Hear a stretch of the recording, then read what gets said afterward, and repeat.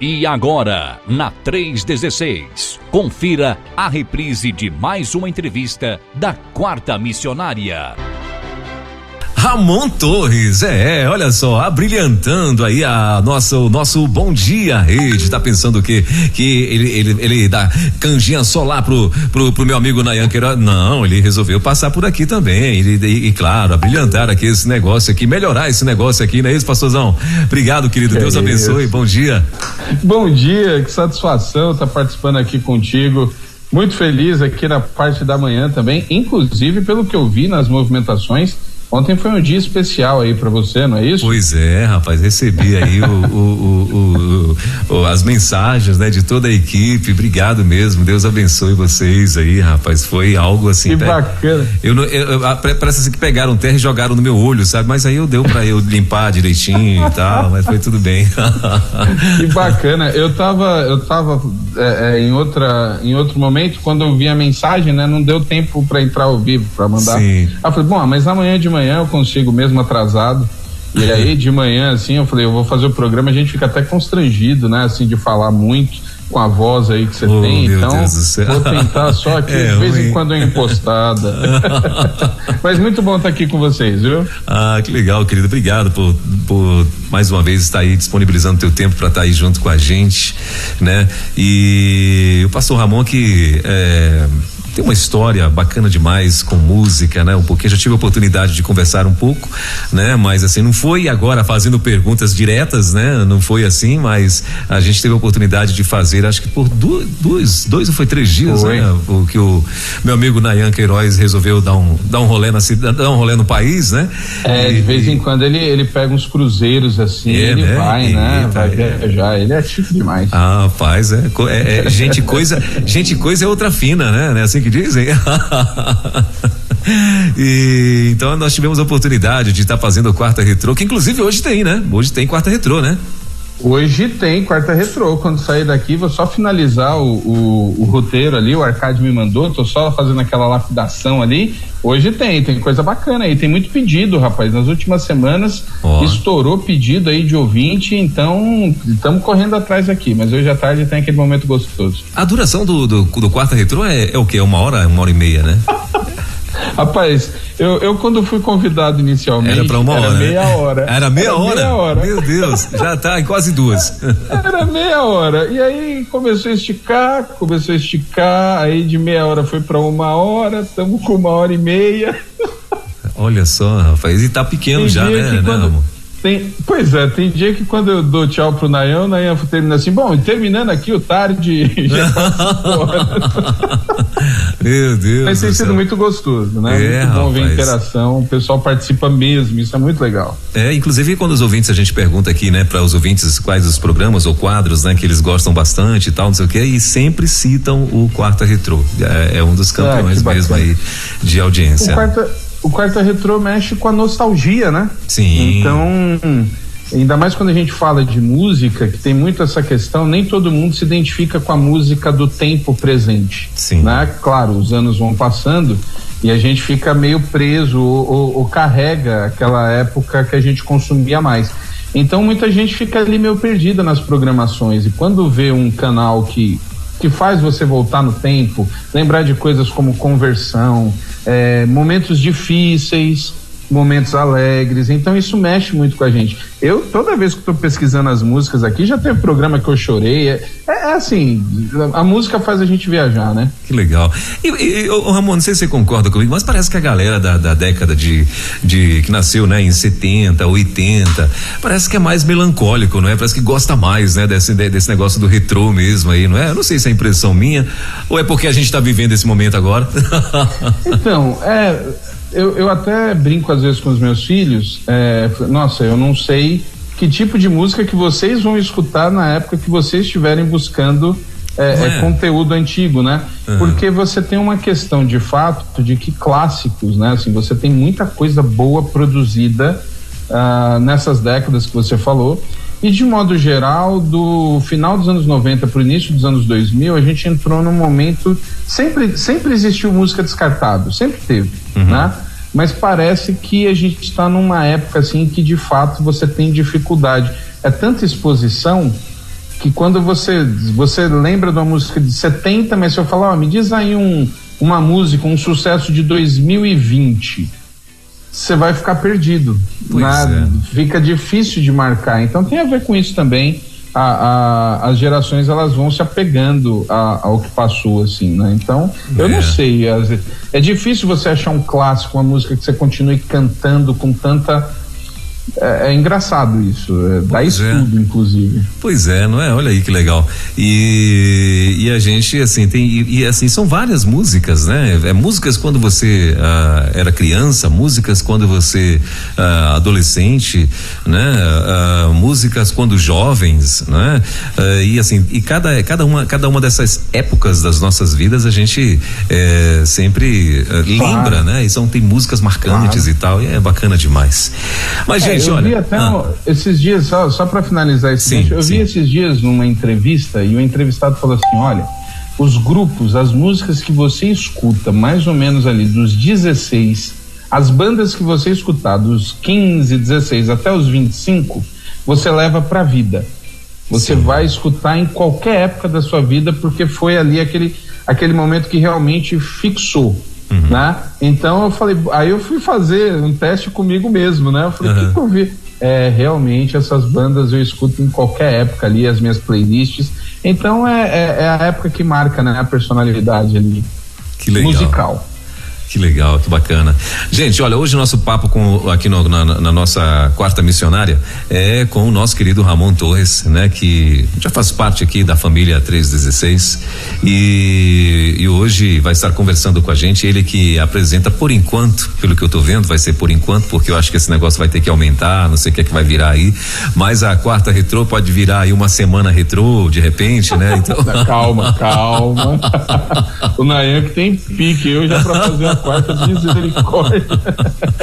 Então, e ele está aqui junto com a gente hoje, né? Também como um missionário, né? E a gente vai conhecer então um pouquinho do nosso querido Ramon Torres. E uma das primeiras perguntas, sabe, Ramon, que a gente costuma fazer aqui aos nossos missionários, né? Uma das primeiras perguntas como é que começou? Como é que foi a tua conversão, meu irmão? Você nasceu em berço evangélico ou como é que foi? Ah, legal. Nasci.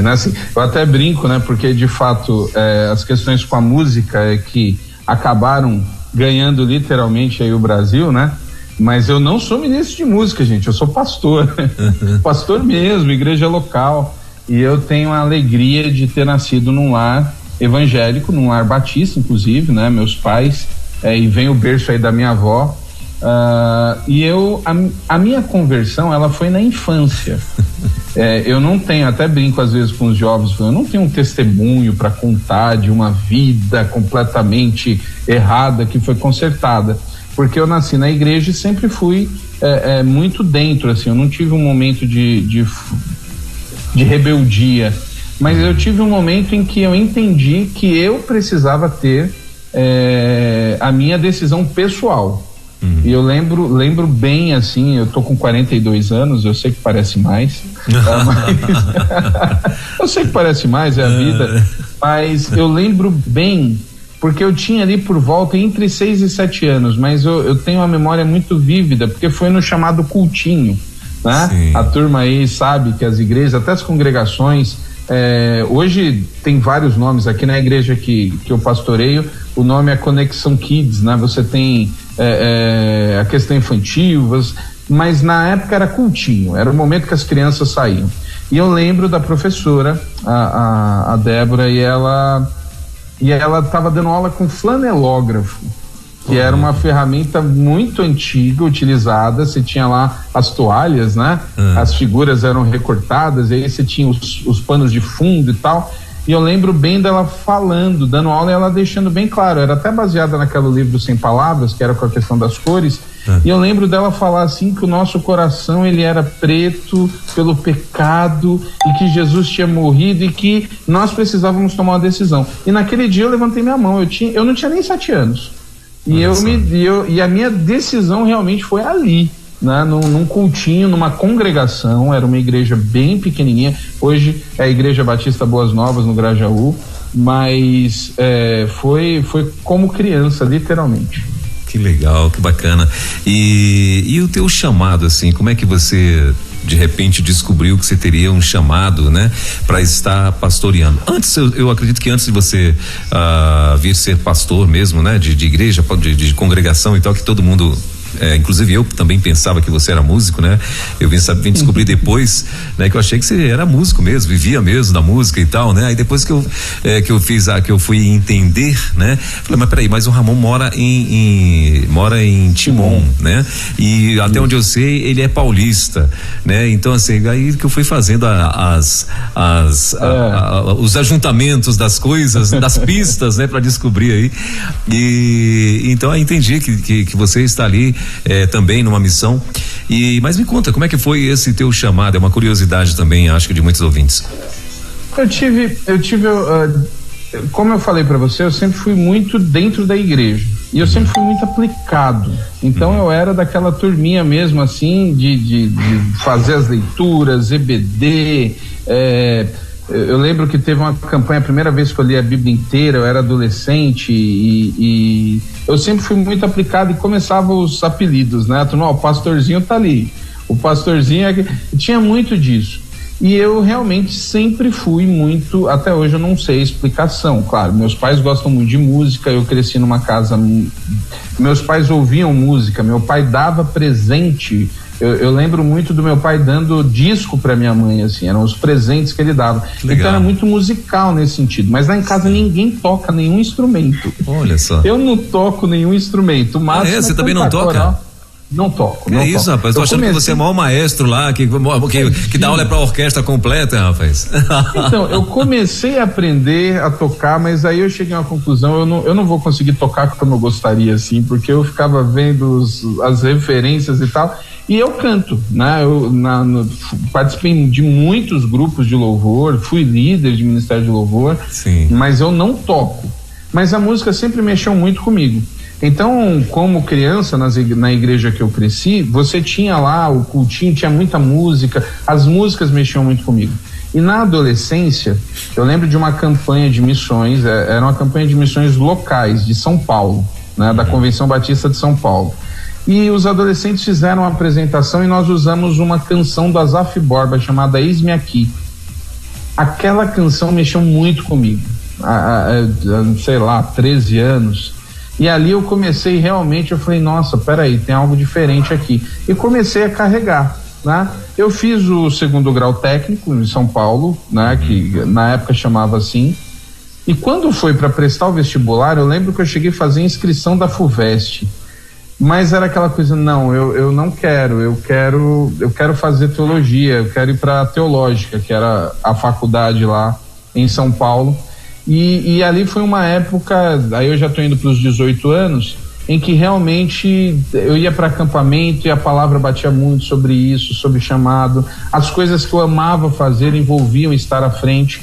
E realmente ali naquela fase de vestibular, Deus me tocou muito ali, com mensagens. O pastor que me encaminhou para o seminário na época foi uma fase que o pastor Miguel Madeira estava saindo da Central de Santo Amaro. E a igreja até ficou sem pastor naquele período. Foi a época que eu fui pro seminário. E Deus confirmou, literalmente, naquela fase ali de vestibular e tal, que eu comecei a estudar. Eu não fiz nenhuma outra área, né? Minha área de formação, todas elas são ligadas ao ministério. Então, já tem algum tempinho aí. Eu fiz o vestibular para teológico em 99. Sim. E entrei em 2000, né? Foi aquele ano que eu comecei a cursar. Mas eu vivi à frente dos grupos a vida inteira. Sim. E aí chegou uma época que você de fato foi pro profissional, né? Como cantor também, alguma coisa nesse sentido? Você chegou a atuar, né? Em alguns grupos profissionais, não foi? Isso, mas era porque assim, meu primeiro emprego hoje mudou muito, né? Então eu sou daquela geração que a turma com 14 anos já tinha carteira de trabalho. Sim. Então eu comecei a trabalhar de 14 para 15 anos. E comecei nem existe mais hoje, porque mudou tudo, que eu fui office boy. Então eu entrei para trabalhar de office boy na missão Vencedores por Cristo, né? Que é uma missão né, extremamente importante na história da igreja e da música. Sim. Então eu comecei a trabalhar lá, e lá eu entrei como office boy, e aí eu trabalhei em todas as áreas lá, mas era sempre da parte administrativa. Sim. Eu não participei do conjunto musical. Sim. Só que imagina, eu sempre amei música, de repente eu tô trabalhando nos anos 90, Vencedores era a maior distribuidora da linha musical tradicional, da linha mais MPB. Vencedores, João Alexandre, Guilherme Quer, Logo, Zelo. Vencedores distribuía tudo. Então aquilo para mim foi fantástico, porque eu pude conhecer uma parte da história ali, e aí eu trabalhei na distribuidora, saí por volta ali entre 2002 e 2003, e aí depois eu fui trabalhar numa outra gravadora. Aí eu fui trabalhar realmente na parte musical da coisa, na parte artística, mas nunca como cantor ou músico. Sim. Eu trabalhava sempre na questão, aí eu fui trabalhar com parte de produção. A Aliança hoje é conhecida como Muzile. A Muzile tem aí, ela carrega, tem um monte de sucesso. A Júlia Vitória estourou o Além do Rio Azul pela Muzile, né? Então assim, aí eu comecei a trabalhar em projetos maiores, mas nunca cantando. Só que eu sempre fui apaixonado. Então assim, antes do ministério eu passei 10 anos trabalhando no meio musical cristão. E foi por isso que eu conheci tanta gente, tanta música, tantos grupos. Eu vi muita coisa boa surgir. Eu lembro do dia que eu descobri o Diante do Trono, antes do Diante do Trono estourar, né, na primeira distribuição do Diante do Trono em São Paulo. Então eu tive esse privilégio. Eu vi o Wiener chegar no Brasil ali, montamos a primeira tiragem do Vem Esta a Hora, eu lembro bem, assim, a gente montando, e depois as coisas viraram sucesso nacional. Então eu tenho essa experiência, mas isso foi antes do ministério, né? Eu me formo em 2005 e eu fico 2 anos trabalhando como meu trabalho secular me sustentava, e eu era líder de adolescentes na Igreja Batista Monte das Oliveiras em Santo André, na divisa com São Caetano. Em 2007, Deus muda a minha vida completamente, e aí eu vou pro Nordeste, e aí muda tudo. Aí eu saio do meio musical e vou pro Nordeste, onde eu, inclusive, sou ordenado e assumo o meu primeiro ministério. Aliás, nunca mais voltei para São Paulo, tô aqui até hoje. Que é precisamente em Timon, não é isso? Isso, hoje eu estou em Timon. Quando eu saio de São Paulo em 2007, eu vou para Curimatá, que é interior do Piauí. Uma cidade bem pequena, com 11, 12 mil habitantes, e eu vou para lá não para pastorear. Eu saio da Aliança, e aí ao invés de ir, meus pais em 2000 foram morar em Santa Catarina, eu fiquei em São Paulo. Eu até brinco, que eu digo que eu sou uma pessoa tão legal que não fui eu que saiu de casa, foi minha casa que saiu de mim, né? Me deixaram. Me deixaram, né? Falei, a gente precisa resolver a situação do Ramon, vamos embora. Brincadeira, meu pai foi trabalhar. Já que ele não sai, saiu, né? Exatamente, já que ele não se toca, vamos todo mundo. Meu Deus, tá aí, ó, uma boa aí, ó.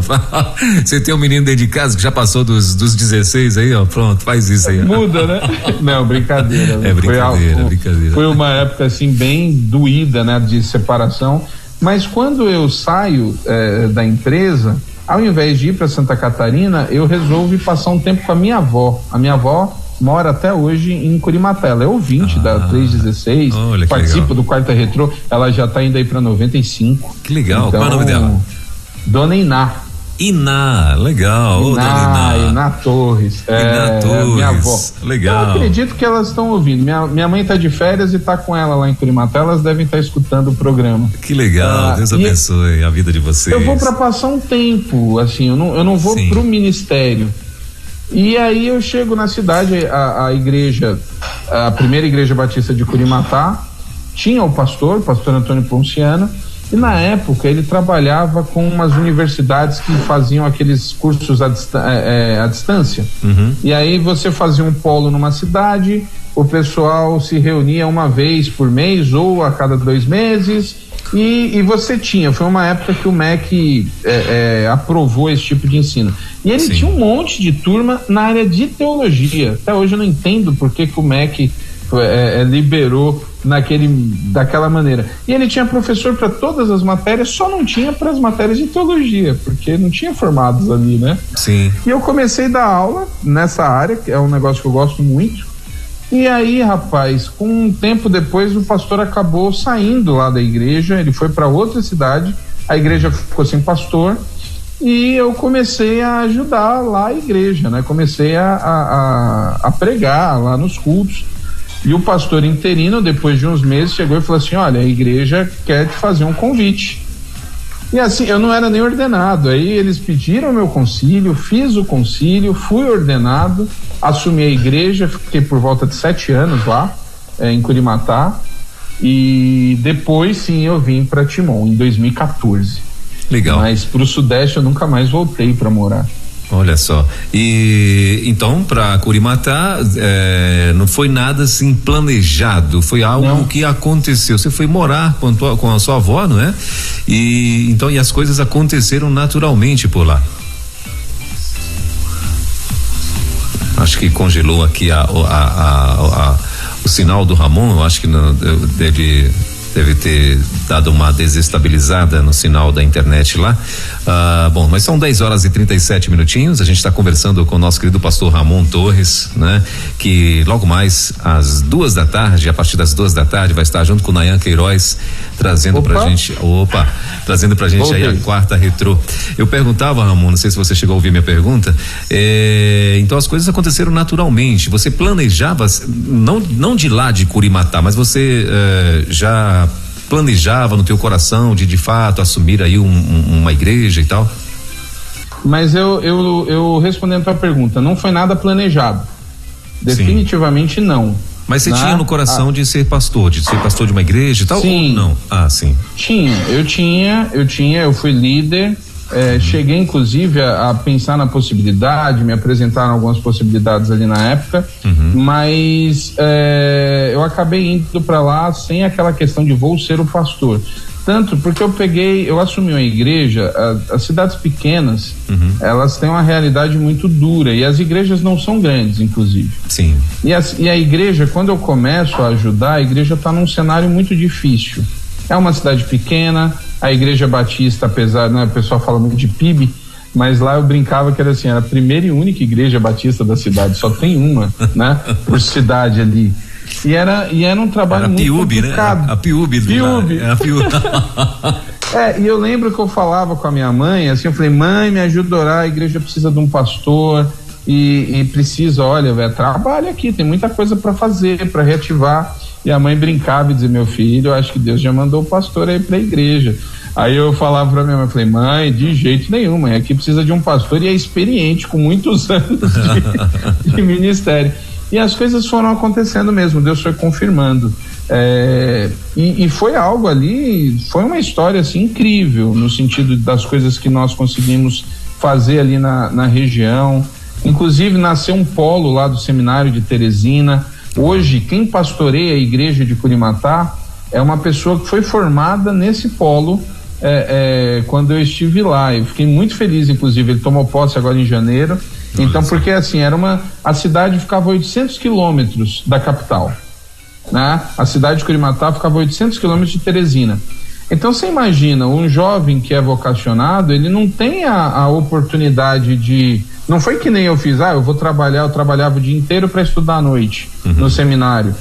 Você não tem opção, você não tem um mecanismo bacana assim de capacitação. Então nós fizemos, isso tem dado muitos frutos ali na região. Nós temos algumas igrejas com pastores já formados na região. Hoje o presidente da Ordem dos Pastores da Convenção Batista piauiense, ele é formado lá, ele foi formado lá no polo em Curimatá. Então foi algo assim que Deus foi conduzindo, né? A minha vinda para Timon também, eu cheguei a participar de um processo de sucessão no Tocantins. Eu nunca imaginei que eu viria para a região de Teresina, né? A Memorial já era uma igreja completamente diferente do que eu estava. A Memorial é uma igreja da região, uma igreja grande. E eu falei: imagina, né? Eu tô aqui, não vai dar certo, não vou. E recebi o convite assim e vim, né, para conhecer direito ali a questão ministerial. Já conheci a igreja, foi uma igreja que me abençoou muito em processos de formação, que eles faziam muitos cursos, muitas atividades, e eu conheci a igreja assim. E nessa brincadeira também, já tô desde 2014 aqui, então Deus, ele literalmente leva. Que legal. São experiências aí que a gente vai passando, mas muito intensas e abençoadoras. Muito bem. Ô Ramon, e ainda dentro dessa área da música, né? Desse seu trabalho de música e tal, você lembra de alguma experiência que você teve com um cantor, com um bando, que eu acredito que você também, né? Inclusive o Ramon, você tem no YouTube, né, Ramon? Você tem lá um canal no YouTube, justamente de bate-papo com esses cantores e tal. Qual é o teu canal lá, Ramon? Tanto no YouTube quanto no Instagram, não é? Isso, no YouTube é História da Música Cristã no Brasil, que eu subo as entrevistas que eu realizo no Instagram. Sim. Meu Instagram é o @Música Cristã no Brasil, onde a ideia do projeto sempre foi contar a história, né? A gente canta grande ao Senhor até hoje. Como é que essa música chegou no Brasil? Aliás, essa música é nacional, é versão, muita gente nem sabe que é versão, acha que a música é do Ademar, né? E são músicas que marcam a nossa história. E eu tive uma bênção agora nesse período de pandemia, que nasceu aí, os canais nasceram na pandemia. Eu só escrevia, rascunhava alguns textos e comecei a fazer as entrevistas na pandemia. E nessa brincadeira eu já realizei mais de 350 entrevistas. Então, assim, eu conversei mesmo com muita gente mesmo. Algumas referências, né? Pessoas que eu cresci ouvindo, nem todas eu conheci na época que eu trabalhava, conheci muita gente agora. Então são histórias assim lindíssimas, e eu obviamente eu tenho experiências ligadas à música, né? No sentido de Deus falar muito comigo através da música, seja no chamado ministerial com a música Eis-me Aqui, naquela fase que eu estava decidindo ir para Curimatá ou não, eu tive uma experiência muito forte, porque a aliança em 2007 ela foi um ano muito bom, e nós tivemos assim muitos projetos indicados ao Troféu Talento da época. O Troféu Talento era o principal prêmio da música cristã no Brasil, né? Tinha ali a questão da Line Records, mas era como se fosse... Tá me ouvindo? Tô ouvindo. Tá. É porque às vezes dá uma travada. Era como se fosse ali o Grammy, né? Da música cristã, o Oscar, era um clima assim que eles faziam. E eu trabalhei em vários projetos em 2006, né? Foi a chegada da Vineyard na Aliança, o Grande Deus, o Apocalipse 16 ao vivo, o Daniel Souza Centralidade, e eu trabalhei na criação de 3 projetos, e desses 3, 2 foram indicados, que foi o Melhor do Louvor e Adoração 4, onde eu fiz toda a parte de repertório, de liberação, de escolher as músicas, de montar, e o Instrumental Praise 5, que era uma série de sax muito, muito importante da Aliança, e que até hoje ela tem os números muito legais no streaming. E todos esses projetos foram indicados, assim. E era uma época que profissionalmente era para eu estar muito bem, no sentido de realizado. Eu estava começando a ver projetos indicados, a coisa estava indo. E no coquetel de lançamento do Troféu Talento, o Baruch era o apresentador, e ele foi cantar uma música chamada Dependente. E essa letra fala muito sobre a coisa mais importante da vida, que é fazer a vontade de Deus, louvar, né? Adorar, tá ali fazendo aquilo. E ali na hora daquela ministração da música veio assim uma coisa muito forte do tipo, teu lugar não é aqui, não te chamei pra cá. Aquilo foi uma experiência assim que eu levantei na metade do evento e fui embora, eu fui pra casa. Meu Deus. Foi tão forte ali, Deus falou tão forte comigo, no sentido de que não foi para isso que eu te chamei, que eu fui para casa assim completamente desnorteado, né? Até aquela coisa assim, Senhor, não brinca não. Tô começando a entrar nas coisas que eu tanto amo, que eu tanto gosto, e o fato é que depois desse dia, eu acho que eu não lembro se foi 15 ou 20 dias depois disso, eu tava me desligando da empresa. Foi assim impressionante. Até hoje eu tenho amigos daquela época, pessoas inclusive que estão ali, que a gente conversa até hoje, e eles falam assim, rapaz, eu nunca entendi como e por que você saiu naquela época daquele jeito. Eu falei, pois é, eu também não entendi na época não, mas passados esses anos todos, quando eu vejo tudo que Deus fez nesse período, eu entendo completamente, né? Eu hoje não tenho dúvidas que eu faço aquilo para qual Deus me chamou, né? Então, legal. São experiências, mas a música anda muito junto. Sim, muito bom. E também junto com essas pessoas que você, né, que você sempre andou e com as bandas, os grupos e tal, o que você lembra assim que tanto te marcou? Experiência deles, que você conheceu deles, assim, que também marcou a tua vida. Você lembra de alguma? Eu tenho algumas entrevistas que eu carrego com muito carinho, sabe? Eu tive uma, a mim particularmente foi muito emocionante quando eu entrevistei o Alberto Matos, chamado Chuchu, que é o criador da Turma do Print. Sim. A Turma do Print começou não como Turma do Print, começou como Louvores da Garotada. Então a geração dos anos 80, sim, ela cresceu cantando as músicas do Louvores da Garotada, sim, né? E eu cresci cantando e a gente fazia as cantatas. Quando eu entrevistei, eu comecei a conhecer um pouco mais da vida dele e vendo o amor dele, e ele falando da experiência de algumas músicas. Tem uma música que a gente cantava, que foi gravado por eles, chamado Bem-vindo à Família, e a gente cantava muito em Santo Amaro, e ele contando os testemunhos dessa música, como essas músicas eram impactantes para crianças que viviam em situação assim de abuso, que a família era uma tragédia. Eu tive o privilégio de ter uma família estruturada, mas infelizmente isso hoje no Brasil é minoria, né? Não é todo mundo, e essa conversa com ele me marcou demais. Eu fiz 3 entrevistas com o Azaf, todas elas o Azaf é o que fez a música do meu chamado, Eis-me Aqui. Sim. E ele contando sobre a experiência que ele teve na composição da canção A Cada Manhã, que é uma canção dele muito bacana dos anos 90, e ele falando ali, porque a música é o texto bíblico, né? A cada manhã as misericórdias do Senhor se renovam e tal, mas quando ele conta que ele compôs essa música com a filha dele acidentada, sem eles saberem como as coisas iriam acontecer, naquela rotina de hospital, de remédio, de insegurança, de ansiedade, e ele compõe, né? E ele faz aquela música, aquilo ali também marcou muito. Então, o que eu percebi, até conversando ontem, né? Eu tava fazendo uma live com um rapaz que tá começando, mas que é muito bom. E eu falei com ele sobre essa questão. Os grandes clássicos, eles não são clássicos porque seguiram uma estratégia de marketing, de melodia, de como puxar, né? Como os hits fazem. Os grandes clássicos na música cristã, eles são acompanhados de experiência com Deus.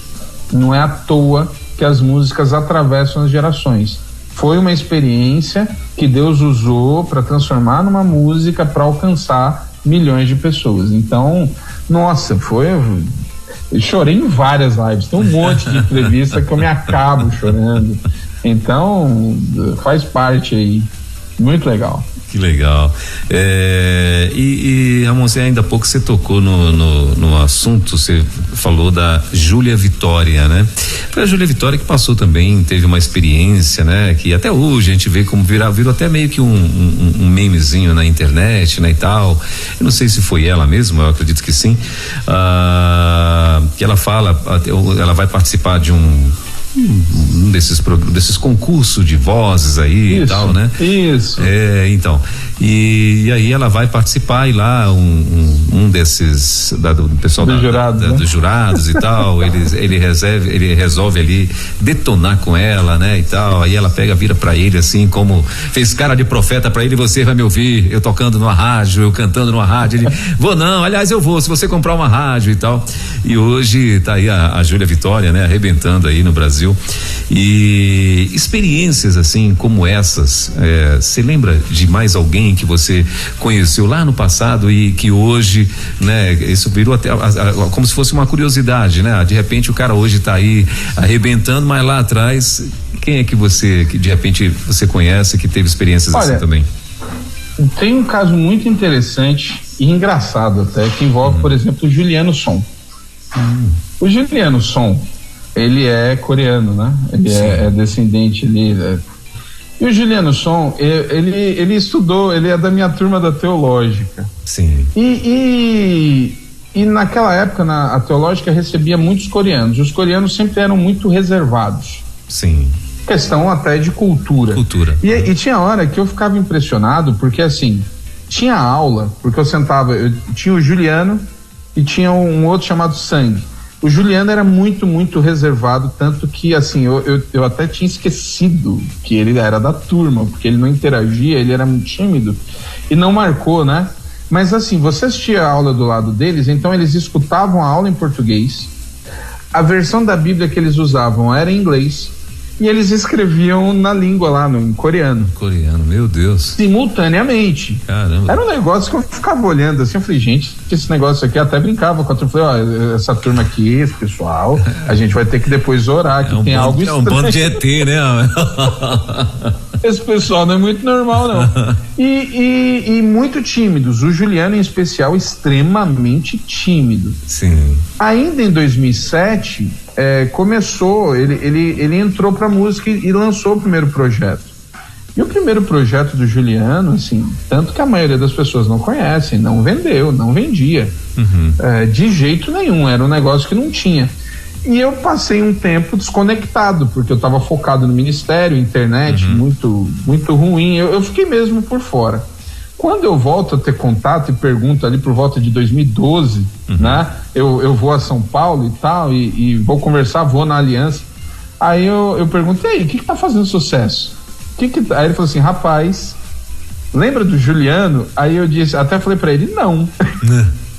Não lembrava. Sim. Pois é, rapaz, hoje o Livres é algo que tá aí, subiu e que se destacou de maneira incrível.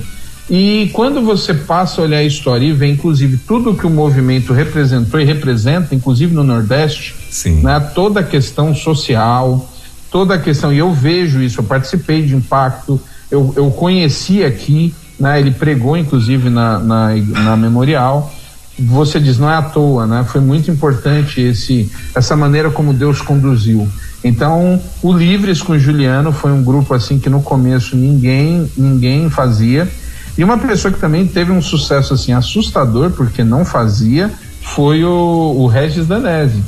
O Regis Danese, até chegar na canção da Entra na Minha Casa, lá na do Zaqueu, rapaz, teve muito álbum antes ali, e ele era um que ninguém comprava, ele não... Era um negócio assim muito difícil e de repente... Era o Regis Danese que era só compositor, não era?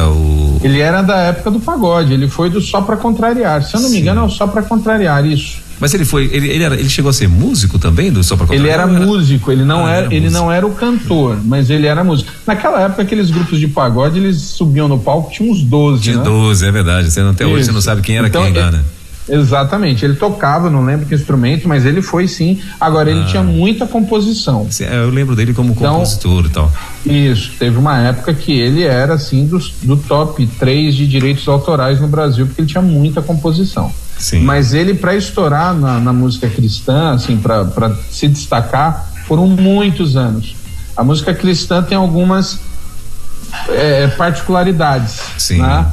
É diferente do secular, é muito diferente do secular em algumas coisas. Que legal. Agora o Ramon Pastor, né? Primeiro, por que você foi para a cidade da tua avó? Assim, uma pergunta que você fica à vontade para responder. Eu fui era realmente vontade de estar um tempo com ela, porque eu era muito apegado a ela. Sim. Aí na minha infância ela volta para a cidade dela, ela se aposenta e volta a morar. E aí eu passo a ter assim tempo de férias com ela. E não era todo ano que eu ia. Então quando eu decidi, inclusive eu estava há vários anos sem ir no Piauí, né? Eu fui em 2007, eu estava há quase 5 anos sem ir no Piauí. Então eu realmente quis. Na época tinha um projeto Tava com quantos anos? Tá me ouvindo? Tô ouvindo, tava com quantos anos? Tá. 2007 eu fui pro Piauí, eu tinha 26 anos. Sim. Tinha 26 anos. Sim. Porque eu faço aniversário no final do ano, né? Eu sou da geração de 80, mas eu sou de novembro, então tem essa questão. E a UESP tinha muito polo no interior, e na cidade de Curimatá tinha um polo da UESP. Aí, como eu te falei, minha formação é toda na área ministerial. Sim. Na época eu falei, eu vou para lá, de repente eu até passo em algum concurso, algum curso e estudo, né? Eu estava solteiro, eu não tinha, assim, grandes amarras nesse sentido. Então foi a minha avó, minha avó e o vô, né? Os dois, o vô também estava lá. Então eu fui para passar um tempo com ela mesmo e literalmente ver, assim, o que viria. E ali Deus, você não vai para a UESP não, você vai assumir a igreja aqui. E eu assumi a PIB de Curimatá. Que legal. E aí, e como é que foi essa tua transferência para Timon, assim? Você falou que recebeu um convite e tal, mas como é que isso aconteceu? Quem foi que te conheceu? Onde te conheceu? Eu já tinha entendido, os trabalhos em cidades pequenas, eles têm algumas características, e uma das características é aquela questão de que você está o tempo todo recomeçando. E eu vou dizer por quê.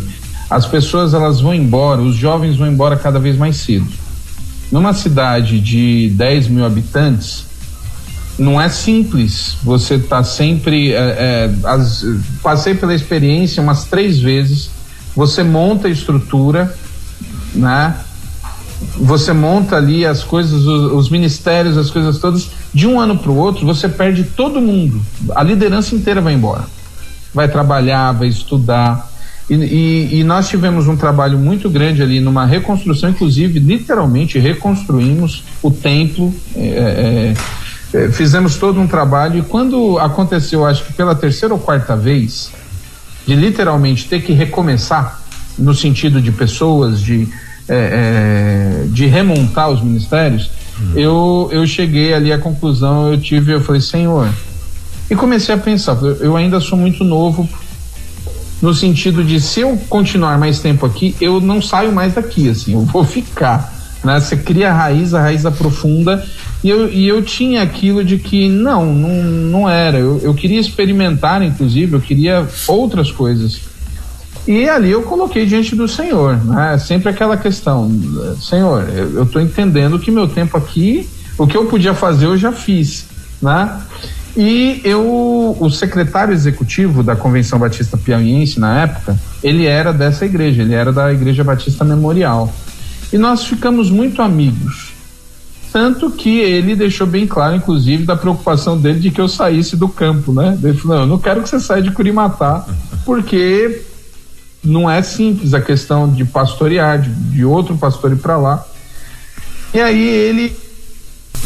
Acho que deu mais uma travadinha aqui, faltando 2 minutinhos para as 11 horas, nós estamos conversando com o nosso querido pastor Ramon Torres, né, que está hoje participando especialmente, né, aqui na nossa quarta missionária, a gente conhecendo um pouquinho da história do nosso querido pastor, né, que é uma pessoa totalmente envolvida com músicas, inclusive apresenta aí a História da Música, que é um canal dele no YouTube, né, e aqui na rede, toda quarta-feira também, ele está com a gente ao vivo com o Nayan Queiroz, na quarta missionária, que vai ao ar aí todos os dias a partir das 2 da tarde, e hoje, inclusive, teremos, né, a quarta missionária com o Ramon Torres.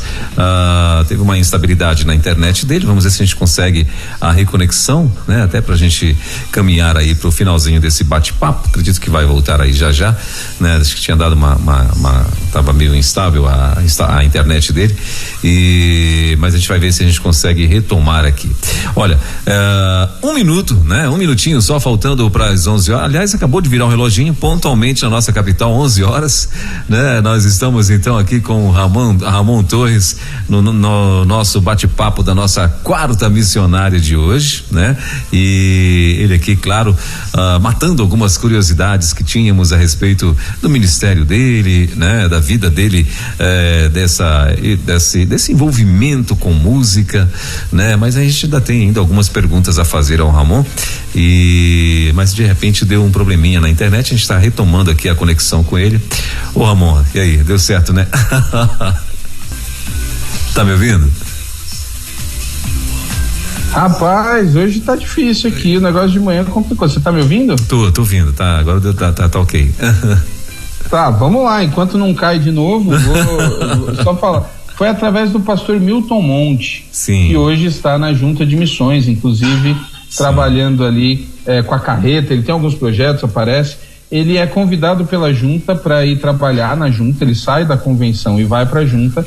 E o pastor Marcos Abreu, ele fica sozinho, e aí eles então vão atrás de mais um pastor para trabalhar na questão dos ministérios. Era uma igreja muito maior, a Memorial nós temos hoje na casa de 400 membros, e Curimatá, o nosso sonho era chegar em 100, era a nossa meta, né? Projeto 100 e tal. Então era uma realidade completamente diferente. Aí o pastor Marcos, ele me conhece porque eu faço a mesma turma de mestrado que ele, abre uma turma de mestrado em Ministério do Servo de Cristo em Teresina, e eu faço parte. Eu conheço o Marco, e aí o Marco me convida, né? Ele pergunta do interesse, e aí eu venho conhecer, e realmente Deus abençoou muito ali a questão. E em 2014 eu chego. O pastor Marco acaba saindo em 2015, ele começa uma nova igreja, né? Tem ali um projeto, e ele começa a Igreja Batista Restauração, e eu fico na Memorial sozinho. Então eu falei, Senhor, essa questão assim eu chego, tenho um pastor e depois eu acabo ficando sozinho nesse sentido ali. Falei, o senhor podia, né? Pode ser de outra maneira aqui, porque acaba, e era uma igreja muito grande que eu ainda estava conhecendo, e com muitas mudanças, e nossa, intenso, mas assim, muito abençoador. É algo que me faz muito feliz. Tem coisas aqui realmente incríveis. Meus filhos se adaptaram muito bem, né? A minha esposa aqui no começo meio assustada, né? A turma toda acostumada com a cidade pequena, e aí chega aqui tudo muito grande, tudo muito intenso. A esposa, mas hoje, você graças conheceu, a Deus. A esposa você conheceu em São Paulo ou aí no Nordeste? Curimatá. Em Curimatá. Conheci em Curimatá, Dona Nívia Gama. Opa, tá certo. Aí ela foi em Curimatá, apesar dela ser paulistana, mas nós nos conhecemos em Curimatá, coisas que Deus faz. Que legal, que bacana. Ramon, aí me conta, aí você, depois que você assumiu a igreja lá em Timon. Timon tem quantos habitantes, hein? Mais ou menos. Timon é grande. Timon deve estar ali na casa de 180, 190 mil. Eita, então. É grande? E Timon é colado com, você sempre fala isso, colado com Teresina, né? Colado, eu tô a 10 minutos do aeroporto, do centro, colado. Legal, então para ir para Timon também tem um aeroporto, ainda que emprestado não tem, exatamente, né? Então... exatamente. Teresina, né? Região de Teresina. A turma de Teresina brinca, diz que Timon é um bairro de Teresina, né? Olha só. Mas é muita gente. E como pastor, o que se lembra de experiência, né? Assim, com pessoas, com famílias, que marcou a tua vida, Ramon, tanto lá em Curimatá quanto em Timon? Em Curimatá foi um processo muito de reconstrução, né? Isso é muito forte.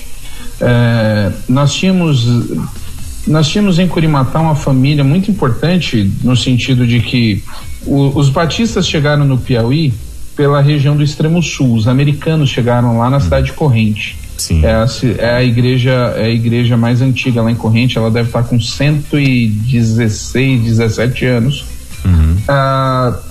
E então foram muito importantes ali de como o evangelho foi chegando, os relatos dos missionários que chegavam nos aviões pequenos, iam de cavalo na cidade e tal. Então algumas famílias foram se convertendo. E a família Guerra lá tinha uma representante muito querida, que era a doutora Estelita, médica importante da cidade, tinha sido prefeita inclusive, e ela se reconciliou na época que eu voltei, que eu assumi o ministério lá. E ela se reconcilia, e ela vem com muita vontade, ela trabalha, ela vai para trans, ela participou de 2 trans na região, ela ia com a equipe, ficava lá, evangelizava de rua, ela tinha saído da questão política, e em 2012 ela sofre um acidente terrível e ela falece. Meu Deus. Né? E aquilo foi um negócio assim muito intenso, foi um choque para a igreja e para a cidade. E ali foi um momento muito forte ali, porque eu lembro assim de orar ali, falei, Senhor, eu tô pedindo gente, E o senhor leva uma pessoa que tanto me ajuda aqui. Eu tive uma crise muito séria ali. Meu Deus. E Deus trabalhou no meu coração nesse sentido, né? De que o que a igreja precisava, ela tinha, e que Deus não ia desamparar. E foi muito forte, aquele foi um momento muito grande. E justamente depois da partida dela, o filho dela de Brasília, ele chegou perto da igreja, ele disse: a minha mãe estava vivendo aqui e eu quero ajudar vocês a concretizarem sonhos que ela tinha. E aquilo foi uma resposta de Deus muito grande ali para mim nesse sentido. E foi uma experiência muito forte que a gente passou ali, de reconstrução. E aqui na Memorial, eu tenho um negócio que me deixa muito feliz aqui, que são os batismos, os testemunhos, sabe? Eu sempre digo que é tudo um milagre. Acompanhar a chegada de alguém na igreja, o processo de conversão e a mudança, é um milagre, né? Não faz sentido. E eu tenho o privilégio nesses anos, assim, eu batizei literalmente famílias inteiras. Então são momentos muito especiais que eu carrego com muito carinho, né? De batizar mãe, pai, filho, de acompanhar, primeiro chegar um e depois chegar outro. Semana passada, chegou a mãe de um jovem que falou assim: olha, meu filho tá vindo para cá, a vida dele mudou e eu quero isso para mim, né? Meu Deus. E, nossa, foi um momento assim, não é nem no culto, né? É aquela coisa mesmo no gabinete ali. Então são momentos muito especiais, né? Que eu trago com alegria. A gente tem aqui experimentado e estamos também, Igreja Multiplicadora, toda essa fase do nascimento dos PGMs, das lideranças, a dor de cabeça que dá, né? A correria, mas é satisfatório, né? É satisfatório você ver as pessoas trabalhando, as pessoas tendo a vida transformada. Então são experiências incríveis. Você lembra de alguém que você bateu o olho nele e falou assim: rapaz, esse camarada vai me dar trabalho, isso aí vai ser pedreira? Você lembra de alguém assim que marcou tua vida, não?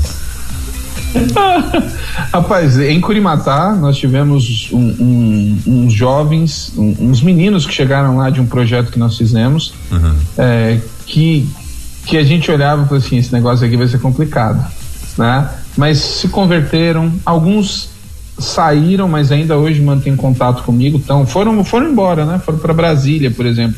Você é de Brasília? Você tá em Brasília? Eu tô em Brasília, Tá em Brasília, né? Tem uma turma que tá em Brasília. E aí em Brasília mas mantém o contato. Agora tem outros aí, inclusive da época que eu era líder de adolescentes.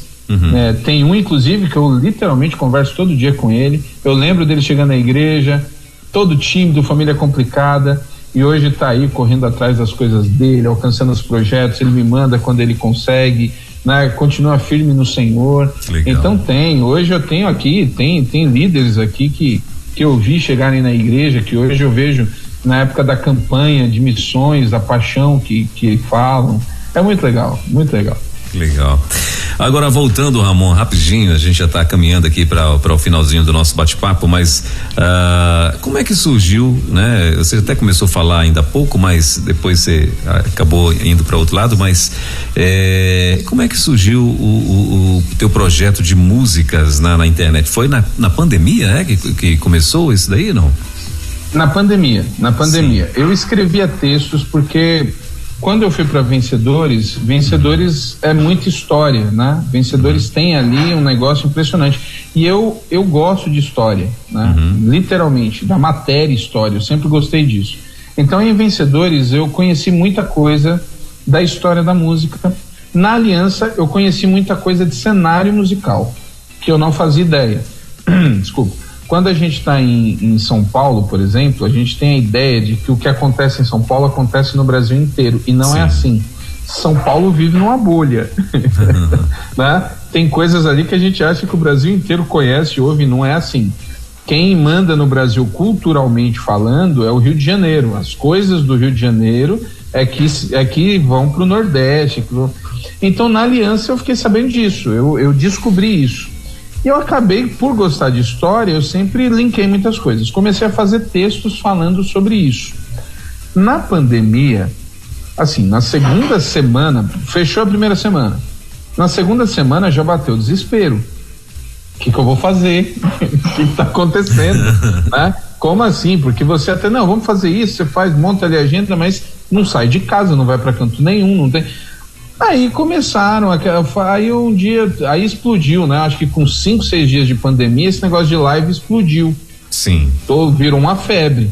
Aí eu comecei a ver esse negócio, comecei a acompanhar algumas pessoas, eu falei, rapaz, eu vou falar aqui, eu não sabia, eu nem tinha Instagram direito, eu não sabia mexer no Instagram.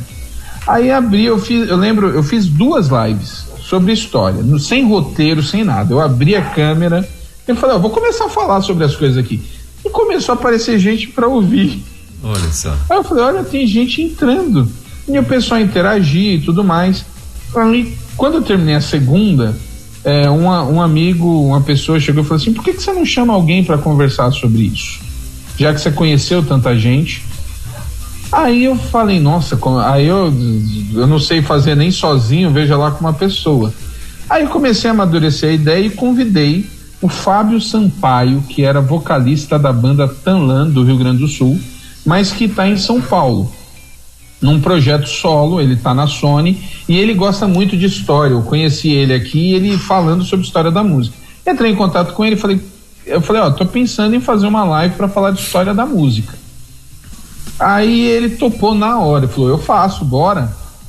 E o Instagram tem uma vantagem, porque você faz uma live e o convidado, ele entra e o Instagram mostra para todos os inscritos, mostra para o perfil Sim. do convidado. Eu comecei a fazer live, eu tinha 100 inscritos. Olha só. Aí o Fábio aceita, o Fábio já sei lá com quantos mil inscritos, e aí entra, né, uma turma e o pessoal gosta e começa a comentar, e ele falou que tinha sido legal. E aí, assim, eu falei, então eu vou tentar outro. Aí eu chamei o Daniel Souza, que eu conheci na Aliança. Sim. Tá? O Daniel topou, o Daniel que fez Corpo e Família. Aí, da segunda para a terceira, eu não comecei a falar da música, da história da música, eu comecei a falar da história do convidado. Então foi assim que o formato foi acontecendo, né? Falei assim, é muito mais interessante nesse sentido, porque senão a coisa vai ficando repetitiva. Sim. Então ficou assim aquela questão de cada convidado vai narrar a sua própria história, e aí a história tem a participação na linha. E aí uma porta foi abrindo a outra, assim, né? E no auge da pandemia, teve dia que eu fiz 3 lives, assim. E eu fui descobrindo pessoas com histórias, assim, incríveis, que nunca tinham dado uma entrevista contando a própria história. Olha só. Então eu fiquei impressionado com isso. Dentre essas histórias, você até falou aí já, né, do próprio Daniel e outras Sim. pessoas, mas assim, dentre essas histórias, qual outra assim que você acha que te marcou muito, que você sempre, né, que você tem hoje guardado assim como uma das histórias que marcou muito nesses bate-papo teu aí, além do Daniel, do Azaf? Eu tenho, por exemplo, o Paulo César do Logos. Sim. Rapaz, com ele foi uma luta para conseguir a primeira, né? Muito difícil, até porque teve todo o processo da esposa, né? Que faleceu na pandemia. Sim. Não foi Covid, mas ela faleceu na pandemia. Então eu demorei muito para conseguir. Uhum. Mas quando eu consegui, tanto que eu fiz, ele foi o que eu mais fiz, eu fiz 5 lives com ele. Bacana. Porque é uma história incrível, né? Sim. Mas assim, a primeira live ele fala só do Grupo Elo. Uhum. E os testemunhos dele ali, como as coisas aconteceram, como as coisas foram indo, aquilo foi assim, mexeu muito comigo. Claro que tem as afetivas, né? O pessoal, eu fiz uma live com o brother Simeon do Cats Barneia e eu cresci escutando. Sim. Então foi muito emocionante para mim. E é uma figura também, né? Ele é uma figura. Então foram conversas assim que me marcaram muito, Bené Gomes também, né? O testemunho dele, do Márcio Pereira, que é do Coinonia. Eu fiz algumas lives que acabaram sendo basicamente as últimas entrevistas de algumas pessoas.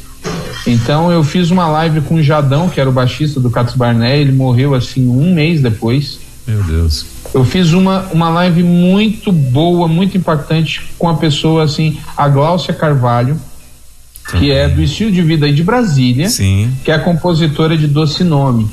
E ela foi uma live assim, ela foi umas 2 horas de conversa. Ela tocou, cantou, contou tudo. Ela estava doente, e acabou falecendo também. É uma que eu levo com com muito carinho, muito orgulho de ter feito esse registro, porque ela também era uma que não tinha entrevista em lugar nenhum. Sim. E ficou ali registrado. O Cláudio Claro também faleceu depois que fizemos a entrevista, ele que é do Tabernáculo de Davi, né? As canções. Agora, eu vou te falar uma coisa, teve uma live com o pastor Paulo Davi, da PIB de Curitiba. Sim. O pastor da área de adoração. Sim.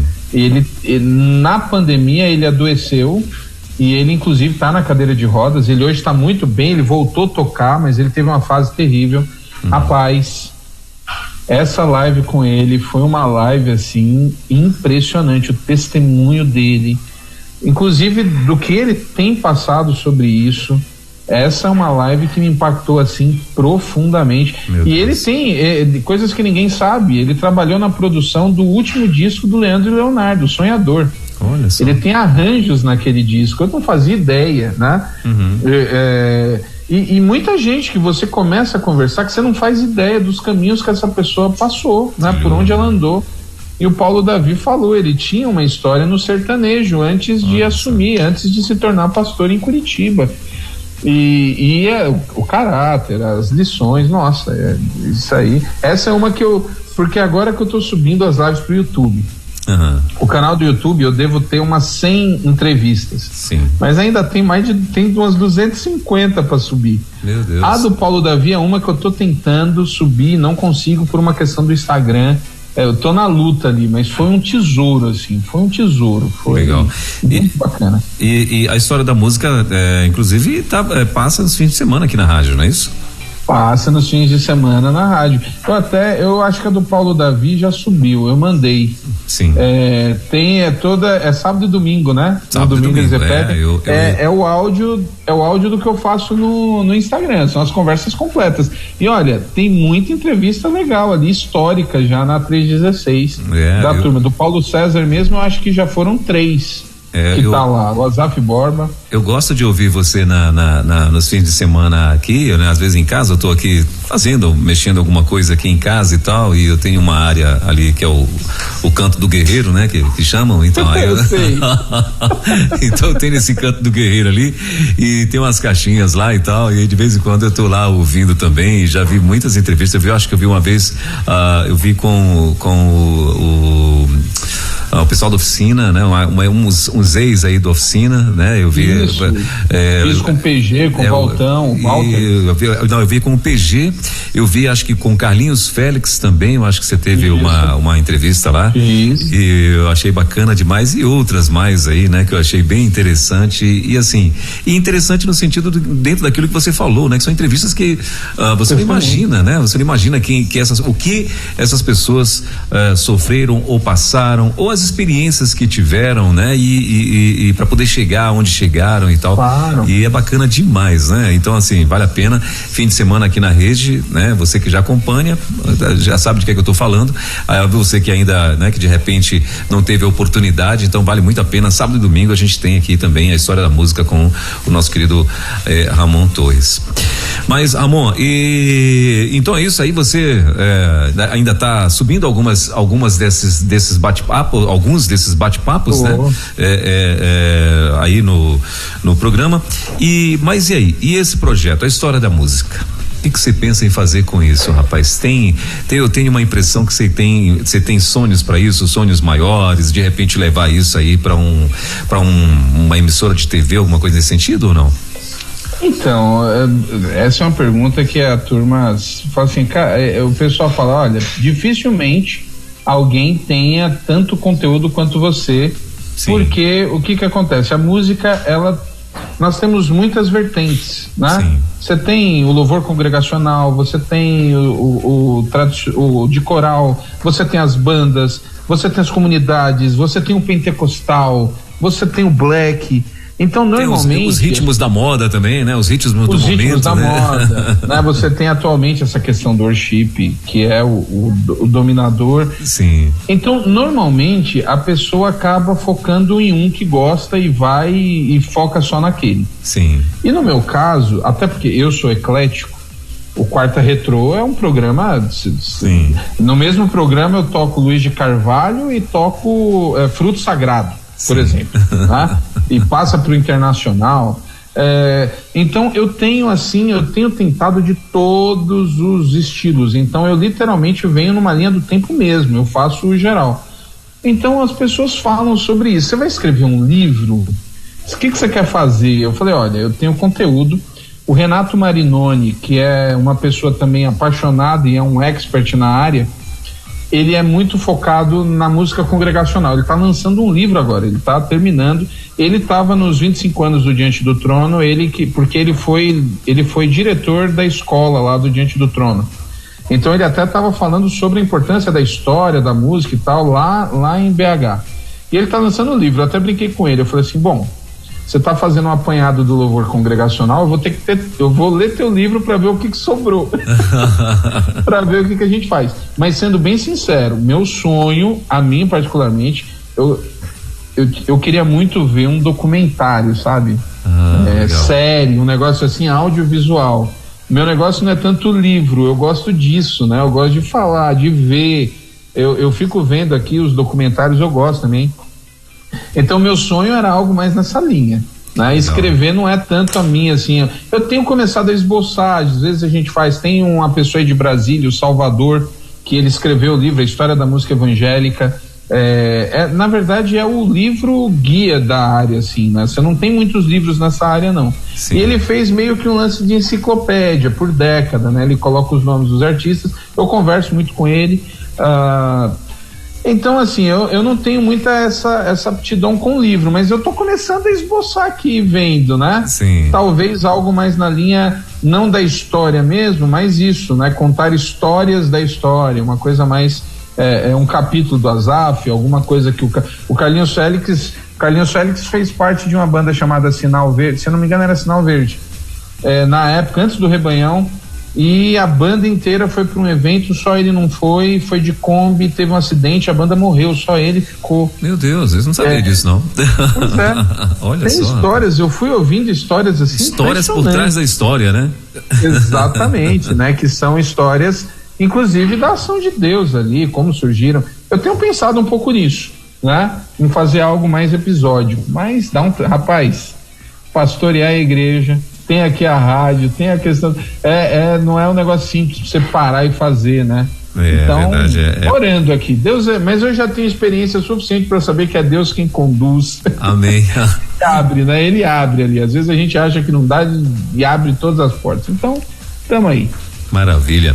Bom, muito bem, gente. Olha, são 11h23. Esse é a nossa quarta missionária de hoje, né? A gente conhecendo, né? O nosso querido Ramon, a gente conhecendo um pouco mais, ele contando-nos a história por trás da história, né? Então, a história por trás da história de alguns desses cantores, desses artistas, não só cantores, mas compositores também, não é? Mas, Ramon, eu prometo pra você que essa é a minha última pergunta. Dentre essas feras aí, esses, como dizem no mundo secular, esses monstros sagrados aí, né? Que você já entrevistou e tal, além do Paulo César, do Elos aí, quem foi assim um outro que você falou, caramba, esse aí eu consegui mesmo conversar com ele e tal, que era quase que impossível, que você lembra assim de todos esses grandes nomes que já passou com você? Rapaz, eu vou citar dois.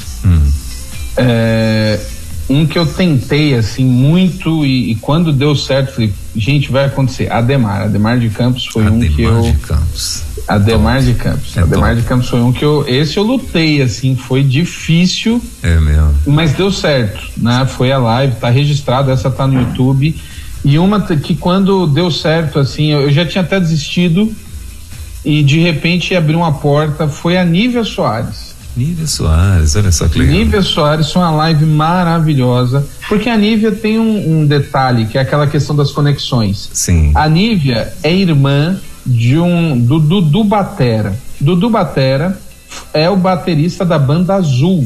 Sim. A Banda Azul foi a banda que o Janires formou quando saiu do Rebanhão. Tá vendo as conexões? Sim. Então assim, eu fiz a live com ele, com o Dudu, né? Contando a história. A Banda Azul é muito importante ali nos anos 80 e metade dos anos 90. E aí a live com ele foi muito legal, a gente manteve um contato, aí eu falei, ó, quer saber? Rapaz, será que eu consigo fazer com a tua irmã? Porque eu já tinha desistido, né? Porque tem alguns nomes, principalmente esses que estão em muita evidência, a Nívia continua, não é simples chegar. A pessoa que tem lá 2 milhões de seguidores no Instagram, ela não lê direct, não adianta, ela não lê. Você não chega no WhatsApp, não é um negócio simples, tem toda uma equipe. E aí alguns nomes eu já entendi, inclusive eu até brinquei, eu falei, bom, eu já entendi que alguns nomes eu vou conseguir daqui uns 10 anos, né? Porque ainda estão muito.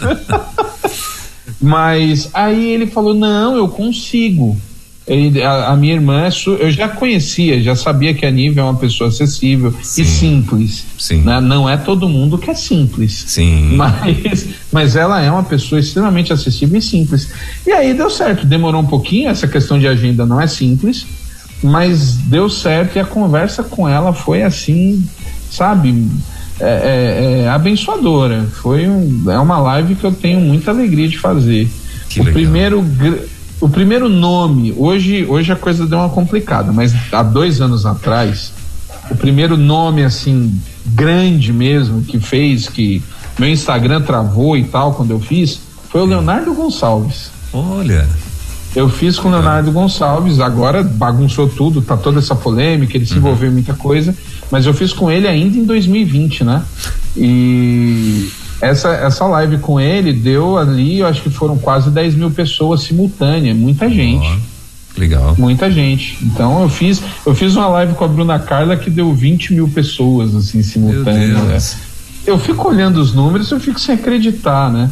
Sim. Agora, uma outra, e para encerrar aí, que foi que é um marco, porque é uma pessoa que não dá muitas entrevistas, é o Rodolfo Abrantes.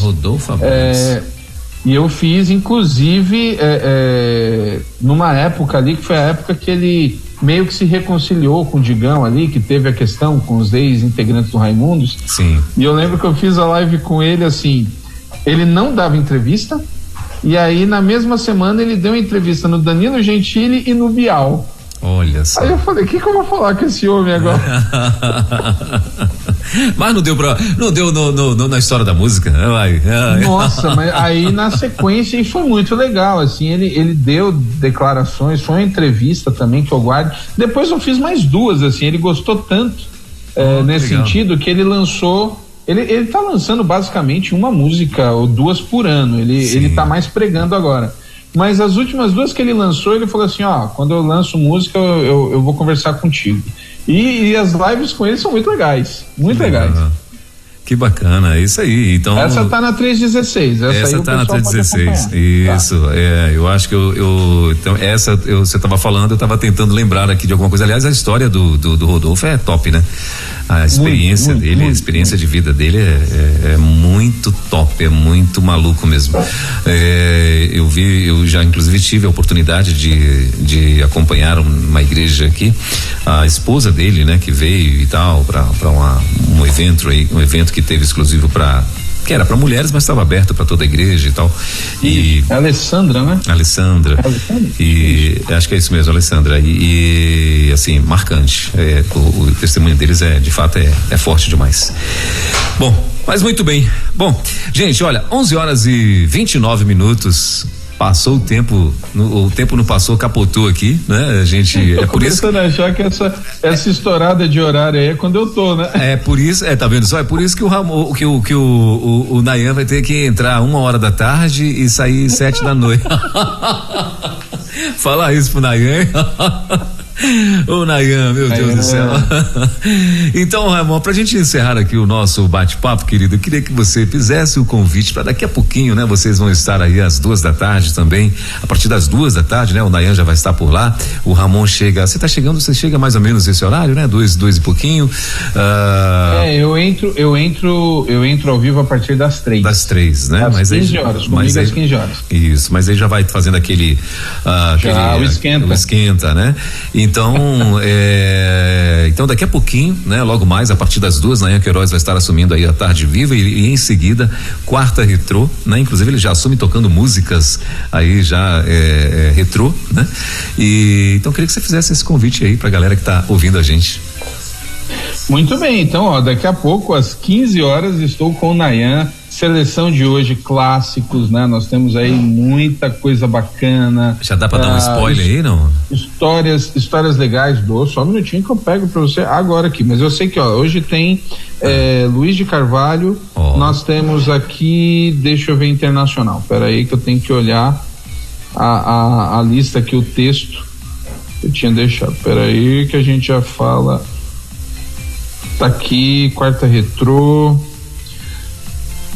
Hoje aqui em primeira mão nós temos Carlinhos Félix, aí ó, falamos do Carlinhos Félix. Sim. A gente tem inclusive uma música Cicatrizes, que é um pedido de Cicatrizes, que é com o pai da Daniela Araújo, ele que canta essa música, que é uma música histórica. Som Maior, que diferença faz, que é um clássico.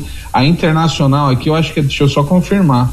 Ó, tem Discitalk hoje. Por isso que eu falei, a gente, um programa que vai de cicatriz a Discitalk, meu amigo, tem de tudo.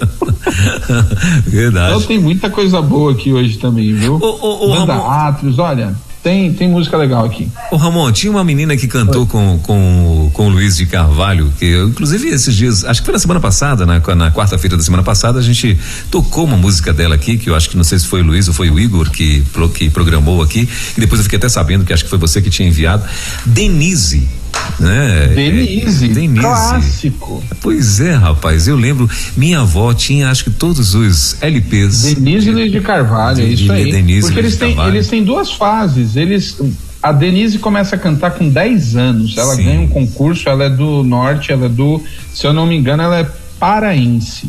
Ela é paraense. E ela começa a gravar, Bom Pastor tinha uma tática muito interessante nos anos 70, que ela tinha, ao invés de ficar fazendo os cantores rodarem o Brasil inteiro, muita despesa, muito longe, ela ia atrás de nomes regionais. Ela tinha então grandes nomes na região. E aí ela movimentava tudo, né? Sim. Ela fazia ali um intercâmbio interessante. E a Denise surge, né? A Bom Pastor contrata, e aí ela ainda menina, assim, adolescente, ela grava acho que uns 2 ou 3 discos com Luiz de Carvalho. A vozinha bem menina mesmo, bem aguda. Isso. Né?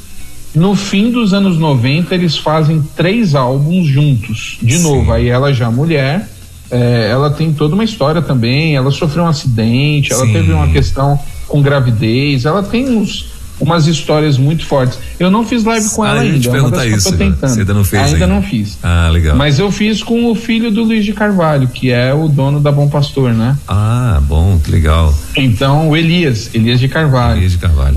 Então teve. E aí ela faz 3 álbuns. As músicas que a gente tem tocado na 316 normalmente são dos 3 últimos, porque são os pedidos. Sim. Mas a Denise marcou época, até hoje.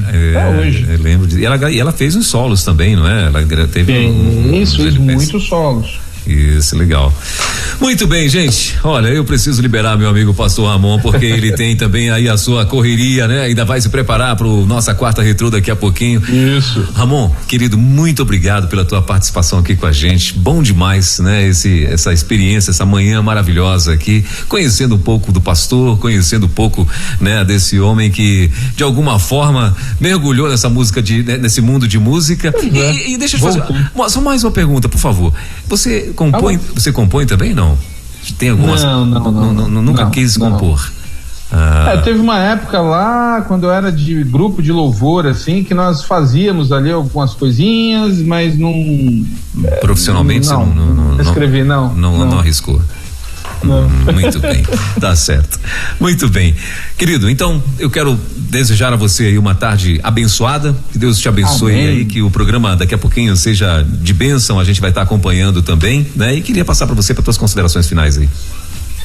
Um prazer estar aqui, conhecer. É até engraçado, a gente vai percebendo que a questão da rádio tem isso, né?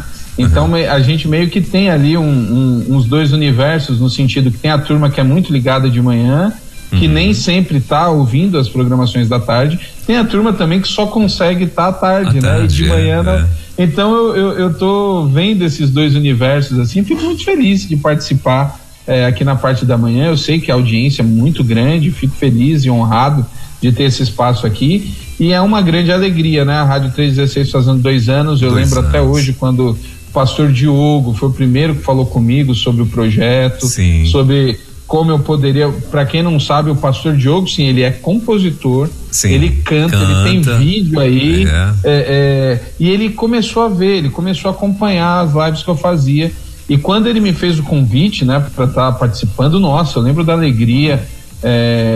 Eu sempre esperei, eu digo, né, os batistas, a gente demorou tempo demais para entrar nesse universo, mas graças a Deus que entramos, né? A importância de você ter um canal como esse entre as igrejas, de ter uma programação sadia, que você tem um controle no sentido, e honrado de fazer parte da equipe, né? Sim. Então é uma alegria muito grande, parabéns aí pra Rede 316, vida longa, como eu brinquei no vídeo que eu fiz, e que Deus continue abençoando. É um prazer, inclusive, estar interagindo contigo de novo aí, o The Voice, aqui da 316.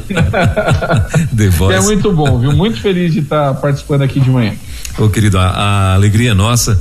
Que Deus abençoe, obrigado por ter nos honrado aí nessa manhã, né, com a tua presença, e até a próxima, em nome de Jesus. Eu creio que você vai estar aqui mais vezes, quem sabe a gente qualquer dia desses também aí, a gente faz um quarta retrô de manhã, né? Então. Boa, a gente interage, faz as misturas do programa então. Eu acredito que a nossa audiência também vai agradecer muito, se bem que tem uma galera que ouve a rádio à tarde também, mas tem muita gente, como você falou, que infelizmente não pode mesmo ouvir a rádio à tarde e vice-versa, né? Então, vai ser bênção demais. Ramon. É verdade. Obrigado, querido. Meu querido, um abraço para todo mundo e, claro, gente, um abraço para pro pessoal da Memorial que tá acompanhando aqui. Tem gente de Curimatá também acompanhando. Tô recebendo as mensagens aqui. Pessoal legal. De todos os lugares onde passei aí, tem gente ouvindo. Que alegria. Que Deus abençoe. E 3 horas estou de volta. Legal, valeu, Ramon, obrigado, querido, Deus abençoe e até a próxima então, bom demais. Gente, olha, 11h37 em Brasília, esse foi o nosso bate-papo de hoje na nossa quarta missionária, né? A quarta missionária hoje hoje, excepcionalmente, com o nosso queridíssimo pastor Ramon Torres, uma figura muito amada aqui pela rede, pela equipe, né? E claro, por todo o povo que segue ele aí, né? E olha, vale a pena você conhecer o canal do pastor Ramon Torres lá no YouTube, né? Então, a história da música, basta você ir lá e procurar, que você vai ficar surpreso com tantas entrevistas bacanas que tem por lá, né? Que vai muito, com certeza, edificar a tua vida, porque são testemunhos, são bate-papos aí com cantores que, como ele muito bem falou, histórias por trás das histórias desses cantores, viu? Top demais, imperdível, viu? Você acabou de ouvir mais uma sensacional reprise da Quarta Missionária aqui na Rede 316.